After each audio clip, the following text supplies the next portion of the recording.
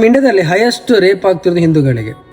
Actually ನೀವು ಅರ್ಥ ಮಾಡ್ಕೊಳ್ಳಿ, ಒಂದು ಹುಡುಗಿ ಒಂದು ಶಾರ್ಟ್ ಡ್ರೆಸ್ ಹಾಕೊಂಡು ಹೋಗ್ತಿದ್ದಾಳೆ, ನಮ್ಮ ಮನಸ್ಸಲ್ಲಿ ಏನು ಬರ್ಬೋದು, ತುಂಬ ಚಂದ ಇದೆ, ತುಂಬ ಹಾಟ್ ತೋರ್ತಾಳು, ಸ್ವಲ್ಪ ಡ್ರೆಸ್ ಮೇಲೆ ಇನ್ನೂ ಚಂದ ಆಗ್ತಿತ್ತು ಅಂತ ಬ್ಯಾಡ್ ಆಗಿ ಯೋಚನೆ ಬಂದೇ ಬರ್ತದೆ.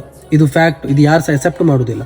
ಅಲ್ಲಿ ತನಕ ನಾವು ಏನು ಸಹ ನೋಡೋದಿಲ್ಲ, ಅಲ್ಲಿ ತನಕ ನಮ್ಗೆ ಏನು ಸಹ ಬ್ಯಾಡ್ ಥಾಟ್ ಬರೋದಿಲ್ಲ, ಬ್ಯಾಡ್ ಯೋಚನೆ ಮಾಡೋದಿಲ್ಲ, ಹಾಗೆ ಬ್ಯಾಡ್ ದೃಷ್ಟಿ ಸಹ ಹೋಗೋದಿಲ್ಲ. ಈಗ ಒಂದು ಮುಸ್ಲಿಂ ಹುಡುಗಿ ರೋಡಲ್ಲಿ ನಡ್ಕೊಂಡು ಹೋಗ್ತಿದ್ದಾಳೆ, ನಾವು ಅವಳ ನೋಡಿ ಅವಳ ಕಣ್ಣು ತುಂಬ ಚಂದ ಉಂಟು ಅಂತ ಹೇಳಿದೆ. ಯಾಕೆ ಹೇಳಿ, ಅವಳದ್ದು ಕಣ್ಣು ಮಾತ್ರ ತೋರ್ತಿರ್ತದೆ ನಮಗೆ.